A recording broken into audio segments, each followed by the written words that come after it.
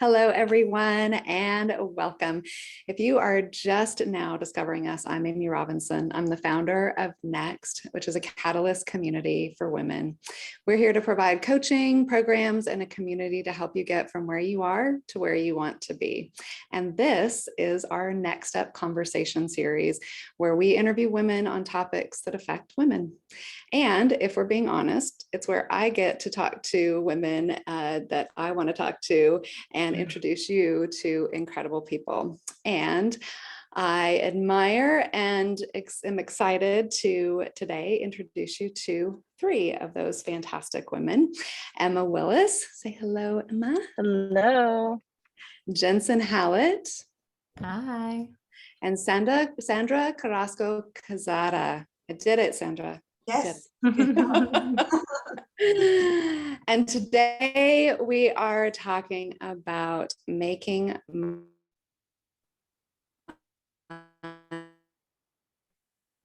money work.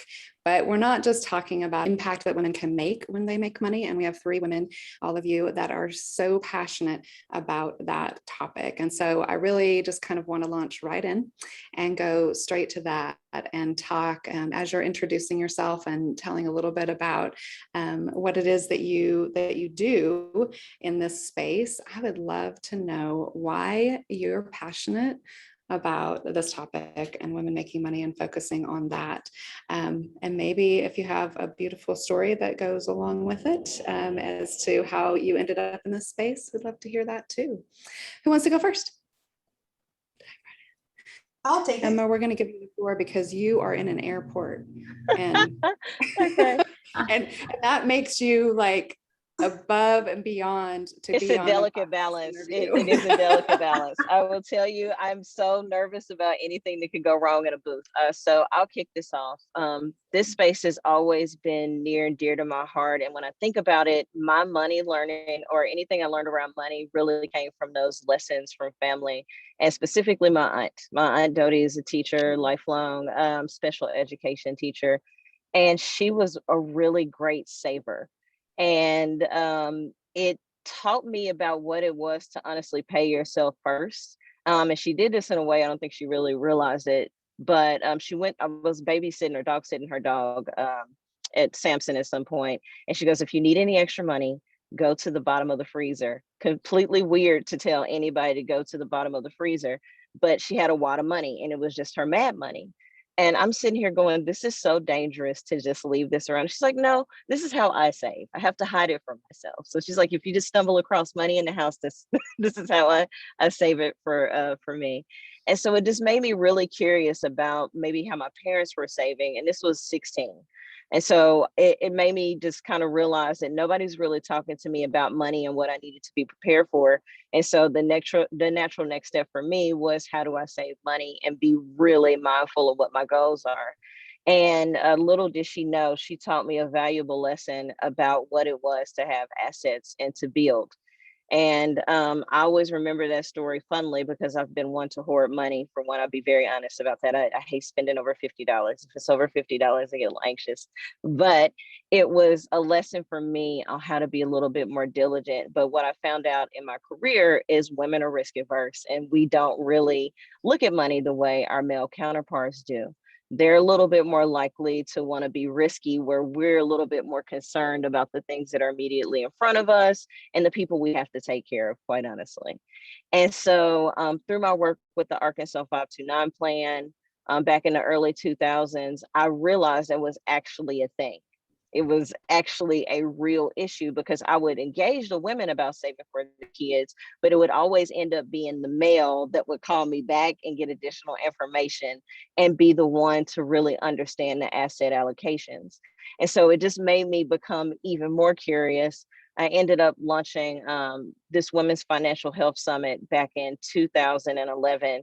And I got to meet some other really great women like Sarah Catherine Gutierrez that really applied an additional lens or focus on women in finance. And it really just stuck with me that in order for women to actually get to a place where we're comfortable and we're equal, we also need to be equipped with the skills on how to manage said resources or funds. And so I've just always been mindful and cognizant of that, even in the work that I do today around entrepreneurs, because it's evident. I see women and they don't naturally want to go towards venture capital. It's like, wait, I'll look at one of your debt products before we even start talking about equity. And it really just speaks to women and how we're geared. We're such emotional creatures that if we have to forego risking anything, we're less likely to participate in it. And so we have to understand risk is also healthy when it comes to our finances. And it's just a conversation I just try to continuously plug away at and bring people into, and honestly just remove that taboo around talking about money openly, because we can learn so much from one another. Absolutely. One of the things you said it right off the bat. And I'm like, okay, quotable quote, putting money away for themselves first. Women putting ourselves first in any context is a challenge. We're always taking care of other people. And so I love that was like the initial lesson that you got from your aunt, and that risk aversion. Oh, amen. One of the things is, and I do know that, nature versus nurture, right? And so, way back when, anthropologically speaking, hunter-gatherer was the role of men. Get out there, kill it, bring it back. And we had to plan for how we were going to make that last for 6 months, right? So we're very natural planners and have been, and that risk aversion is there. And I'd love to talk about a little bit later about investing and investors, and how women are becoming more and more appealing to investors because of their not risk aversion necessarily, but their abundance of caution and long-term planning. And definitely from, in my work with women entrepreneurs, that was the thing that I found, was that women are creating things because they're making a difference in the world. It's not, and how much money can you make, how fast is not even top of mind for them. They're like, hi, I'm creating something that's changing the world. Would you like to talk about that? And so those are wonderful. And I'd love to hear how that is manifesting in Venture Noir, one of your latest and greatest things. So we can talk about that a little bit more. Thank you so much. I love that story. Yay. All right, Jensyn or Sandra, would you all like to share? Does a story come to mind? Yeah, I'll share a little bit about me. Honestly, like, I didn't care about money until I graduated college, and you start getting paid. You're like, now I have to manage, I have to make a budget. And I do remember soon after I graduated from college, I got to this statistic that just blew my mind. And that was that here in the US, white women make like 77% of what men earn doing the same job. Then African American earn only 67 cents, and Latinas only earn 58 cents on the dollar. So at that point, I was thinking, you know what, I probably need to get out of the US. And it was just not gonna happen. Life had a different plan for me, and I had to stay in the US. As I have shared with you before the call, I'm an engineer, and I went to industry, and I was glad I was making a fair salary, at that point. But then I became a mom, and I was thinking, what's my next step? I want to be present. I want to see my child grow.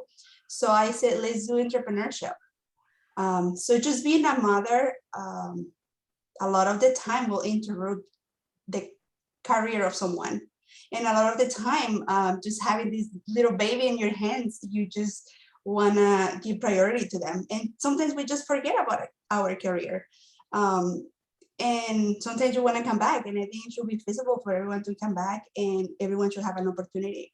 So whenever I enter the nonprofit world and providing the access to capital, one of my visions was that everyone should be able to invest in women.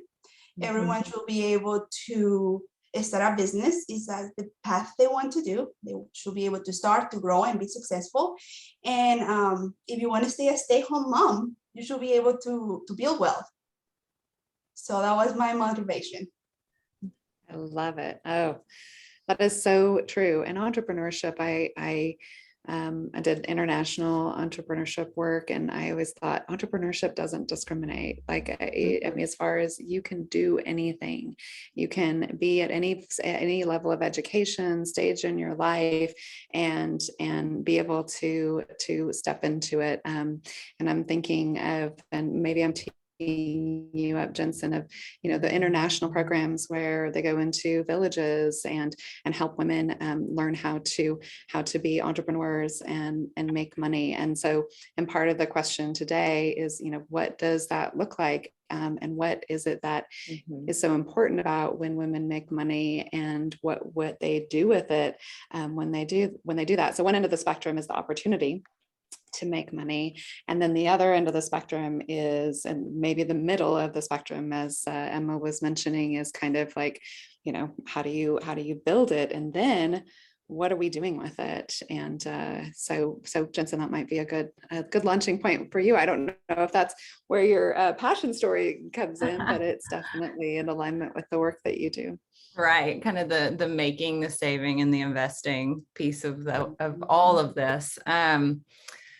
Oh my gosh, it's such a big space to jump into. I mean, I'll say my motivation comes from multiple places that have led me to this path. I mean, I grew up in a trailer in a rural community in southern Arkansas, and that community did not invest in entrepreneurship, but instead focused on bringing in large franchises.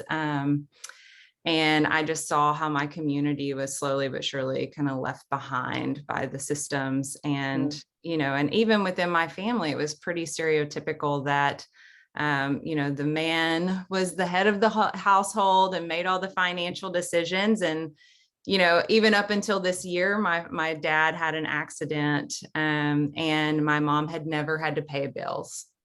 And so I had to step in and learn more about, his retirement, his pension, his checking, his savings, and make sure that all the bills were being paid in that time. And, it just, all of these things are the things that have brought me into community and economic development in general. And I think this money conversation has a big role to play in that, because it's the entrepreneurship is economic development, and engaging the community is important to making progress, and encouraging women to take ownership of their money and use it wisely. Even in the whole like making, saving, and investing piece, there's like so much to dive in there. And with my work with Heifer, you mentioned the international work. I think I've traveled a lot internationally. I've been privileged to do that. And that really started mostly when I was in college with study abroad programs. But I would go to other regions of the world, and sometimes they looked very similar to the rural community that I grew up in Arkansas. And I, even talking to entrepreneurs there versus entrepreneurs in the South, or women there and women in the South, sometimes they were experiencing some of the same barriers and same challenges. It was just a different context. Yeah. And so that was really eye-opening for me. I think, I don't have to go into all of the things, but I will say, I think encouraging more women to take ownership, not just of, I definitely understand that the systems are not set up for us, but taking ownership of that money, taking ownership of, what you're making, and being willing to do the research and have the conversations and make transitions if you can, and then saving what you can. That's a whole other topic. And then investing what you can to make sure that not only we just know where our money is, but that we're building wealth for us and our families and our communities.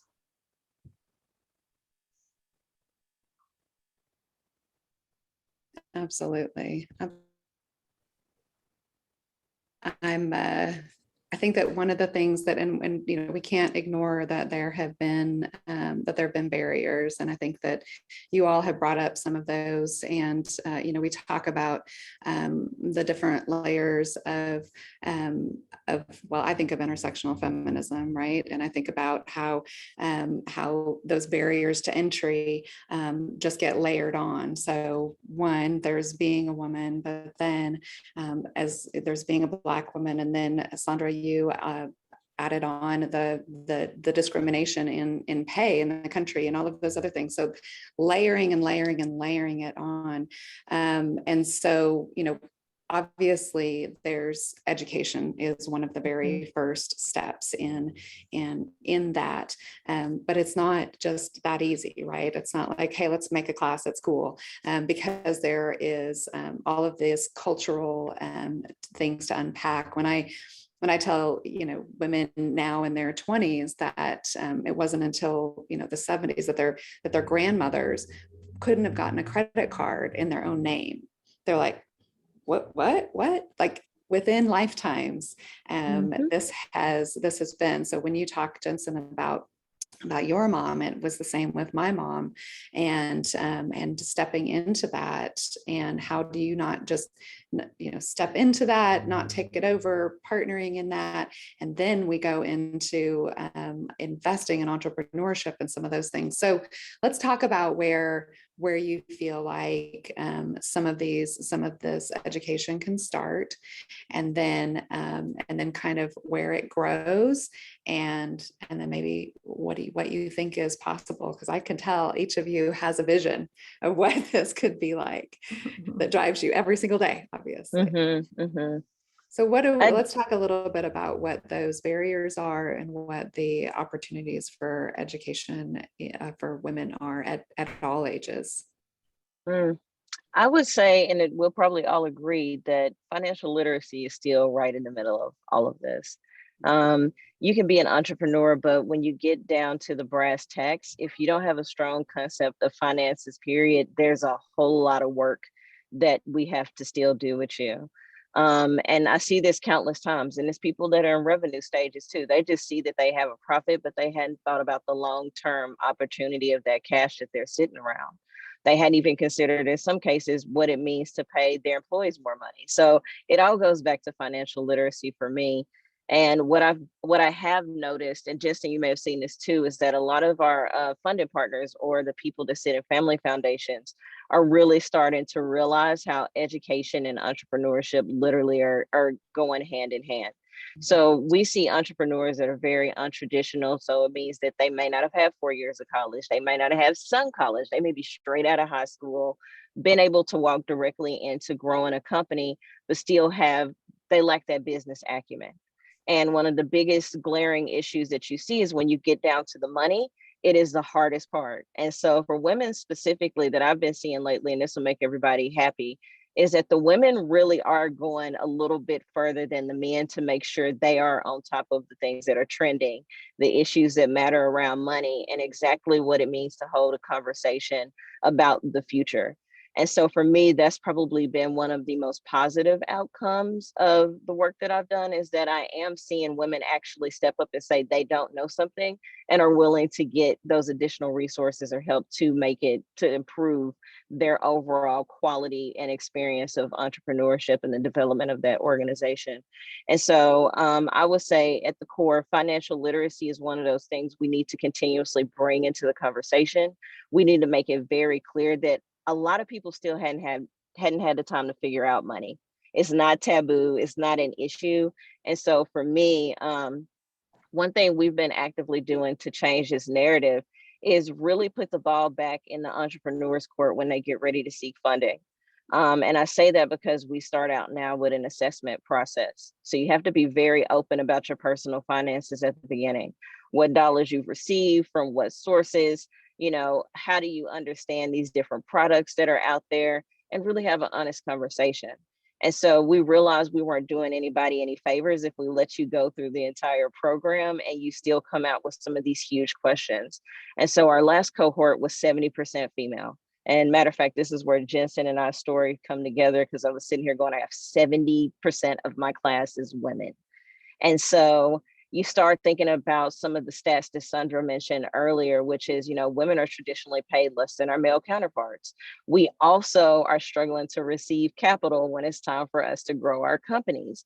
And so for me, I had to sit still with myself and go, if this is going to be what I'm going to constantly come in contact with, I have to actually create the space for these women to be able to access and obtain the things that they seek. Because it's really hard for me to have you spend so much time just for me to go, okay, I don't have anything else for you and good luck. And instead, it's like, how do I bring you in and how do I keep tabs on your journey so that I can help other women coming along? I also have the ability now through this assessment to make some of our banking partners, as well as some of the VCs, prepare for these people once they exit my program. And so I want them to understand that they can be sought after, they are worthy, they are desirable. And so now that I'm making the opposite party come in and reach out to you, it's a little bit more comfortable for my entrepreneurs is what I'm finding. And we're in the early phases of this assessment. I'll tell you more about it later on, but it's proven to be, one, a confidence builder. Two, it's proven to be a space and an opportunity for people to ask more questions about the things that matter. And a lot of times that is the money. But it's also a space where they get to take in new experiences and network. So for me, it's building out a full ecosystem of touch points that are going to be critical in your life and your success. And that's how I identify with women right now, is because I see us out there. We are the future. Like, America and the rest of the world has a lot of change on its heels. It's going to be led with compassion, love, and just sheer thoughtfulness. We do consider everything and everybody when we build. And so just knowing that that's where we're trending is making me just that more eager to make sure I have all the resources available for women specifically. Love that. Yeah. My husband's always asking, how are you thinking of all of that at the same time? I'm like, I don't know. It's because we're women. But it is. And we're actively like that as entrepreneurs as well. And I love that you touched on how personal finances, that affects our entire lives, and that there's cultural baggage of, of shame, of not talking about it, of you don't talk about money, and it definitely, especially if you didn't have an education on money or something went wrong along the way. And it doesn't just affect entrepreneurship. Obviously, if you go out and get a traditional job, then it's affecting things as well. So really focusing on and creating that space for people to really look at, learn about, and even correct or build their personal finances so that they can move on into some of these other spaces. Are you seeing things similarly, Sandra, in the space that you're in with helping women, and specifically women entrepreneurs? Yes, I mean, I think we all share the trouble of talking about money. A lot of the time people just don't want to be transparent, but that's where we have to start. I mean, we need to know your financials. And honestly, I believe that's what's keeping us away from investing. We just think this is a really complex world and we're just not ready to invest. And you need to know all the tax code and all what is a stock and a share and all of that. So we need to start there. We need to be able to talk about money and be able to share what we know and what we don't know and ask those questions. It's also important to see that there is a lot of emotional attachments around money, and that is stop us from asking those questions, but we just need to normalize and support each other. If you don't know, ask, and if you know, share your knowledge. So me, as the director of Latinx business development with Forge, what we do, we bring access to capital. We work with microloans, and that's a big thing. Forge has been in Arkansas since 1986. It's a 30 something years old baby, and a lot of people don't know about it, which is crazy because we all need access to capital whenever we start starting our small businesses. And when you don't have that capital, that business is going to stay small and it's going to have hard time growing, and sadly it's going to be likely to fail. They are not going to be successful, and we see that happen with women-owned businesses. They tend to stay small, and they have hard time growing. So I do see it as a barrier. But what we do at Forge is we're a little bit different than the traditional underwriting process that a bank will have. We look at the individual, we evaluate their ability to be successful, and we're not going to ask you for all the collateral if we know you have that viable idea. We also provide you with financial and technical support, pre-loan and post-loan. And again, it's just promoting and informing people that there are resources available and talking about money. So there's kind of this almost like a coming together. So having, instruments and loans and tools and investors that are not discriminatory, and then also having women that are knowledgeable and confident about their finances, and kind of having that come together and meet. I do know that a lot of women that I've worked with over the years, bootstrapping is kind of a comfort zone, right? Because there's a control, and also it can kind of be it's just you're making money and infesting money. And I love bootstrapping. And I do think that it's a great proving ground for entrepreneurship. Is your idea viable? Will people buy it? And then, are you responsible in putting the money back into it? But to your point, Sandra and Emma, you mentioned this in our pre-call about growth. I mean, growth needs capital most of the time. And so getting women to that space. And Jensyn, you had mentioned just kind of that real personal space that about our parents, and even my generation, and I hope less so the next generation, of just being in control of our own personal finances, right? The tradition is you find a partner, and the way that we show love is by mingling everything together, and we share everything, and that's all great. And that's one of the challenges that a lot of women face if a change in their relationship happens, or any number of other things, then their future and the commingling is at risk, right? Or they only have a fraction of what they could have. One of my favorite articles is called the Fuck Off Fund, and I don't know if anybody is we curse on this podcast, just in case you didn't know. Go for it. And really, it is just saying you need to be able to walk away from a situation if you want to.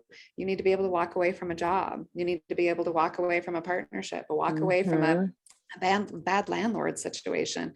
You need a fund that is for yourself, that is that is that money that you can do what you need to do. You need to be able to have the power of choice.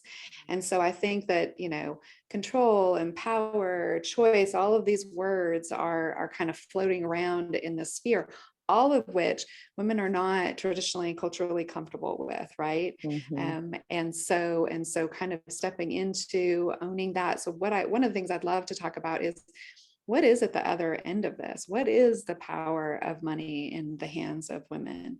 Why is it important that, if we're not comfortable with that, if we could see beyond that comfort zone into what is possible for women when we do make money? What does that look like, and what are you seeing, and what are you hoping for? Oh, examples.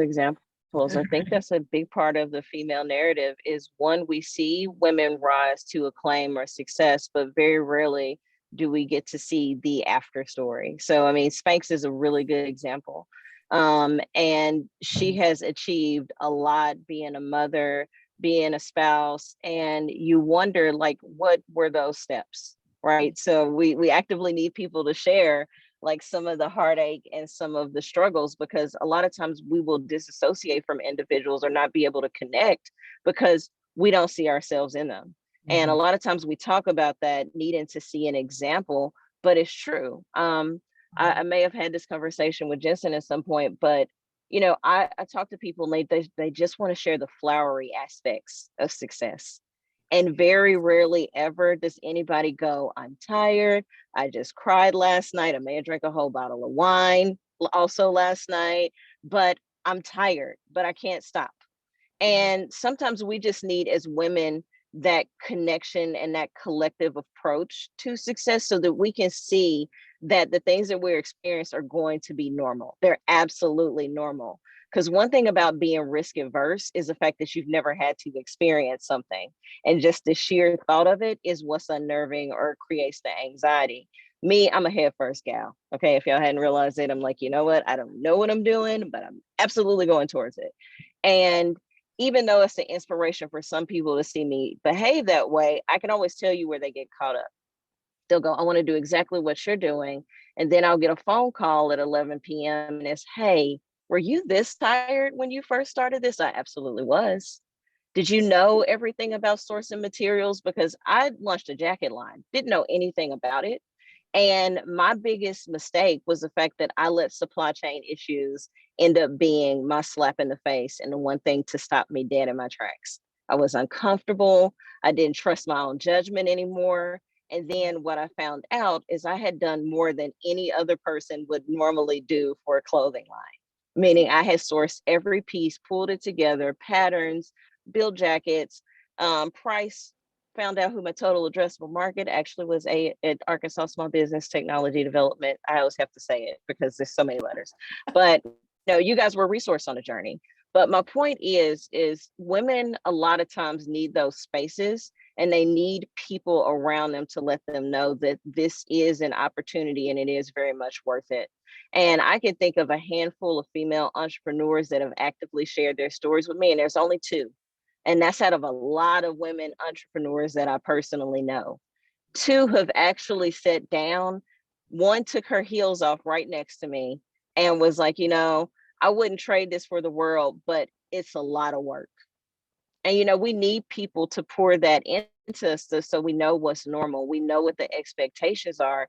And I think as women, if we actually came together and uplifted each other the way we know how, we would be better. Like cultural issues aside, you know, we do a really good job of dissecting narratives and saying who wasn't being acknowledged or who wasn't involved in this or who wasn't engaged.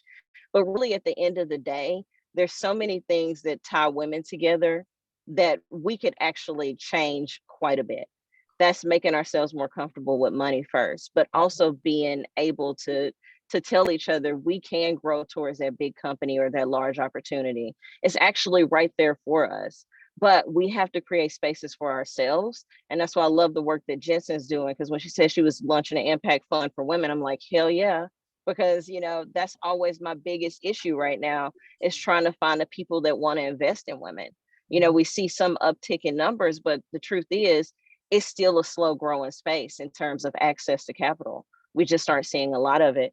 And so one, I mean, the challenge I will present to women of the world or to women, you know, in America is like surround each other. We do a good job of wanting to have mentoring programs, but what it really means to support one another is to be honest. That transparency is actually needed. So like being able to curse in front of a person, feel comfortable around a person is really just the acknowledgement of being human.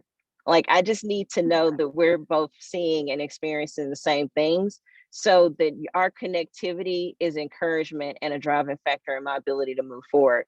And so I would say the minute we decide that we need to stop being things for just social media or for the sake of a press release or a sound bite for the media, we would actually excel and do a whole lot better. And guys, all of us have been broke at some point. I'm a single mom. I can't tell you how many times I've had uncertainty.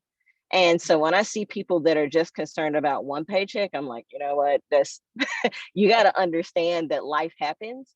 But this is why we need to talk about money, because I had to know how to be a saver in order for me to make it through some of those rough points early on in life. Like if I didn't have that savings, who knows what my life would be like today. But, you know, I'm able to tell that story honestly to people because I've experienced it. And really all I need you to tell me is pay yourself first. 10% here, 10% there, 30% here, 50% there. And the minute you can come clean, that we've all had that day where we bought the car that was way too expensive for what we were actually making, or we bought a pair of shoes that we really should have saved for, opposed to just buying them outright. I actually did this, guys. I had to go to a gala and the shoes were $900, most uncomfortable shoes I've ever spent money on. And, you know, I'm stuck with them, but it's a really good lesson for me. They're going to find a consignment shop eventually. But the lesson is, I needed somebody to tell me you didn't need those shoes. You know, like, give me some examples and some opportunities to be real. And I think we'll find success just in that community and the collective ability of women to do more, think brighter, bigger, better, and honestly, just bring everybody in. Because that love that we possess as women is really going to have to be the next wave for the future if we even stand a chance. So us surrounding each other in honesty, for me, is what I choose to do and how I see us being successful moving forward. I love it. You want to be a spokeswoman for I know for all of us. That is amazing. That's exactly right. Yeah, there's nothing like telling your daughter who is struggling with the water bill how she can do without water for a minute, because you've been there, done that. Here's a tug and you put it by the toilet, and she goes. I was like, there it goes. Well, and I'll just add, you know, what Emma was saying, it works on the investor side too. So I've been leading impact investing cohorts for the past couple of years, where there's a group of women who kind of learn how to shift their money to align with their values together.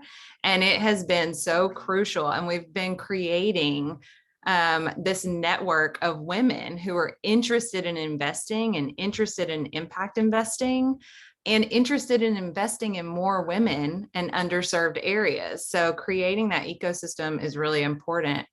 And one of the things I wanted to go back to was the education piece, because we talked a lot about, you know, what women need to learn, which I agree, you know, that financial literacy, but also men and the community in general need to learn the importance of investing in women entrepreneurs, underserved areas, rural areas, and how that impacts the economy as a whole. So I think right there, there's a social justice piece of that work of communities being left behind, but there's also a business case there about the power of that investment to lift up all communities.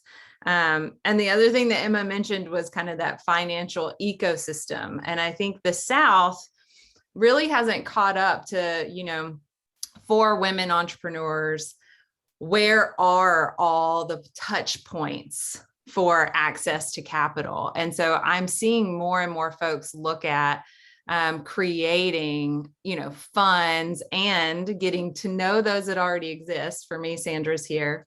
Forge fund that already does great work. You know, I think there's that education piece for women entrepreneurs and for women to learn, you know, where to go to find that capital. Because if you don't qualify at the bank, perhaps a CDFI like Forge, or perhaps a social impact fund like the one we're creating. Or maybe you need a grant first. The Women's Foundation of Arkansas does women-owned grants. So, you know, just knowing all those different options, which I think folks like the ASB, TDC are great at. So Jensyn, I do want to touch a little bit on that economic development piece, because I think that is really important when you're talking about when women make money, these things happen.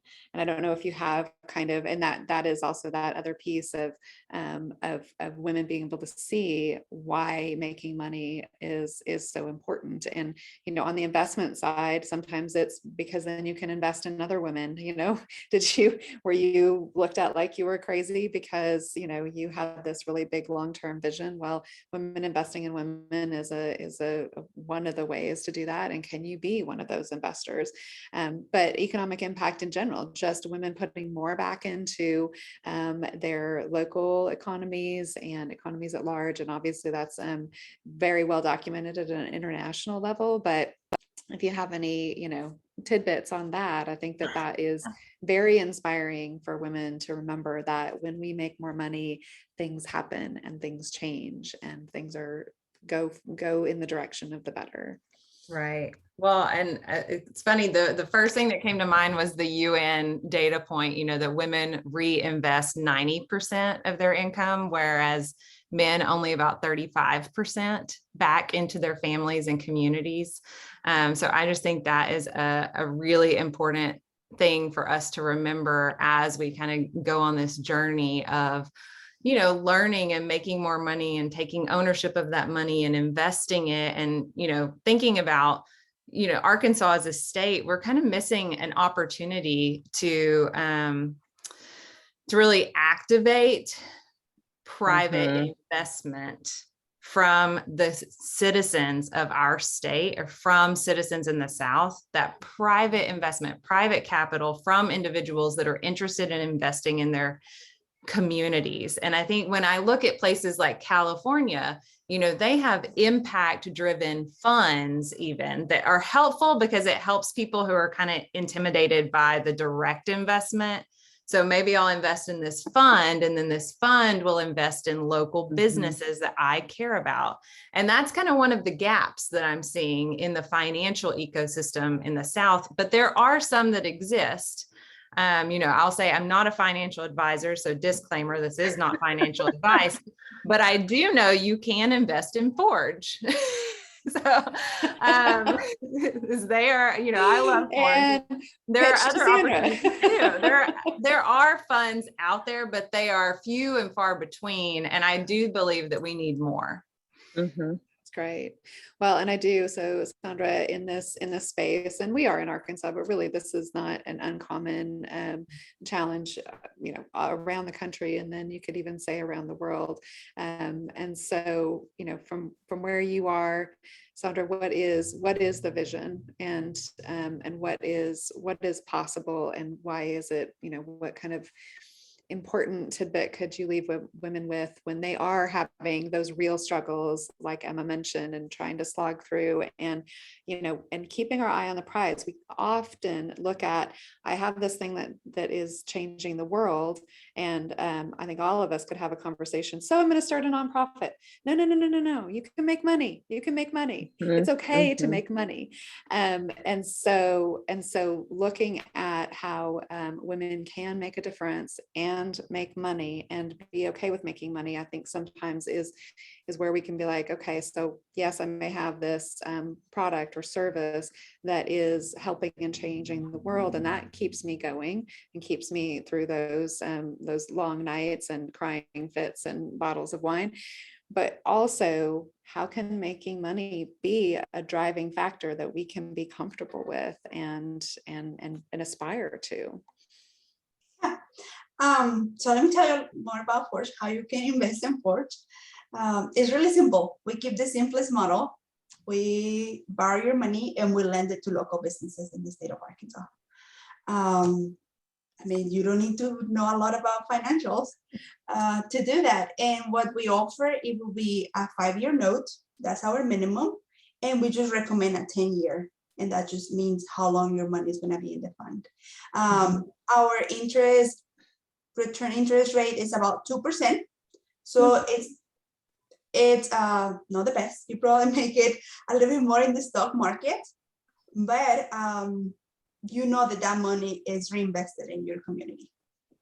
So now we switch to how your money is making money, right? You know that you are supporting your small businesses. You know that you can align your values to where your money is going. A lot of the time we have been thinking about, oh, I want to make more money and just put in more risk, as Emma mentioned. But sometimes we have to take a step back and think about how is that money generating a return. And that's what we see with impact investing, right? You align those values with your financial goals. And let's say you are a completely free plastic lifestyle individual, but what if the money that you have in your saving account is funding a plastic bag company, like your money can also be working against you. And also, let's just don't forget that we have a chance to invest every time we make a transaction. You have a chance to buy from small businesses. You have a chance to go and promote women-owned businesses. So it's not, don't think that you have to have all this extra money in your bank account and be like, okay, I'm gonna put it on a community fund. No, every day when you buy your coffee, where you buy your cake, your birthday cake, it's an opportunity for you to invest in your local economy. And I think that brings us back to what will happen if women is making and generating more money. Like our local economies will just grow and boom, because we are going to go back to our local restaurant. Women are going to go back to their hairdresser. We keep the money with our people. So I think that's really, really important for everyone to be aware. There is not just how much money you have in the bank account, but how you are making that money. I love it. And aligning with values. I love that you're doing that too, Jensyn. All right.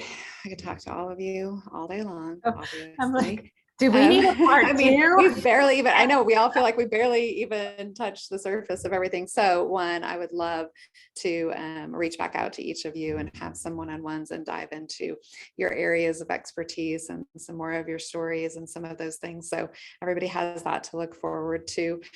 So we're going to go ahead and wrap it up for today, but I want to thank Likewise. They are our partner, and I am casting from their co-working space in Fayetteville, Arkansas, and they do all kinds of amazing things, and they curate art. And today we have Madison Moon behind us. So hi, Madison. Thanks for providing a beautiful backdrop for us today. And so keep watching, and we're excited. Thank you to our NEXXT community. Just like Emma said, the community aspect of all of this is the most important aspect of all of this. So thank you all for getting real with us today, and we will see you all again very soon. Thanks so much for being here. Thank you. Thank you. Thanks for having me. Bye, everyone. Thank you. Bye, guys. Thank you, Amy. Absolutely. I've stopped recording.